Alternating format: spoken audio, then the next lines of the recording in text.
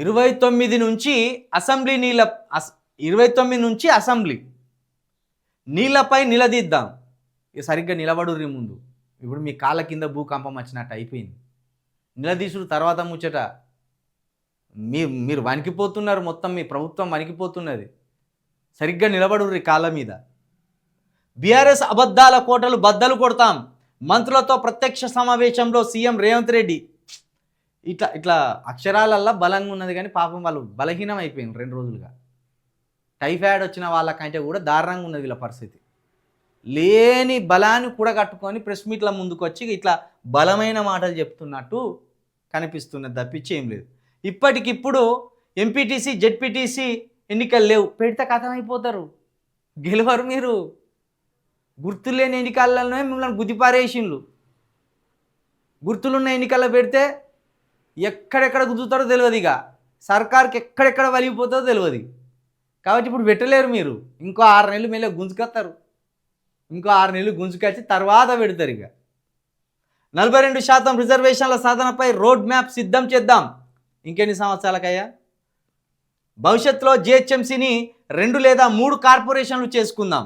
పన్నుల్లో స్పీడ్ పెంచి ప్రజా ఆమోదం పొందాలని దిశానిర్దేశం. 2 ఏళ్ల పాలన చూసి ఓర్వలేక కేసీఆర్ బీఆర్ఎస్ నేతలు చేస్తున్న తప్పుడు ప్రచారాలను ఇక ఉపేక్షించేది లేదని సీఎం రేవంత్ రెడ్డి అన్నారు. 2 ఏళ్ల పాలన ఎట్టున్నది తెలుసా? ఇక 2 ఏళ్ళకే ఇట్లా ఎమ్మెల్యే పోతా అంటే చుట్టుముట్టి ఏవి మాకు ఇత్తనాన్న పింఛన్ లేవి ఇండ్లేవి అని అడిగే కాడికి వచ్చింది. కేసీఆర్ గివి చూసే ఓర్వలేకపోయినలా. ఎంత మంచిగా మాట్లాడింది ఆయన. 2 ఏళ్ళ సమయం ఇచ్చినాం, అధికారం పోయిందని మేము ఉలికిపడవలసిన అవసరం లేదు. 2 ఏళ్ళ సమయం ఇచ్చినాం, కానీ ఈ 2 ఏళ్ళ సమయంలో మేము బాగా చేయలేదు మేము అనుకొని మమ్మల్ని వద్దనుకుంటే మాకంటే దరిద్రంగా చేస్తానులని వీళ్ళు అంటాను ప్రజలు అని ఆయన పద్ధతిగా అన్నాడు. వాళ్ళ బండారాన్ని అసెంబ్లీ సాక్షిగా బయట పెడదామని మంత్రులకు పిలుపునిచ్చారు. సోమవారం కమాండ్ కంట్రోల్ సెంటర్లో మంత్రులతో సీఎం రేవంత్ రెడ్డి ప్రత్యేకంగా సమావేశమయ్యారు.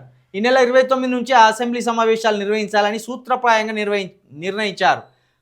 పంచాయతీ ఎన్నికల్లో సాధించిన గెలుపు, కృష్ణా గోదావరి బేసిన్లో నీటి వాటాలు, గత బీఆర్ఎస్ ప్రభుత్వం 10 ఏళ్లలో తీసుకున్న నిర్ణయాలు, జరిగిన నష్టంపై చర్చించారు.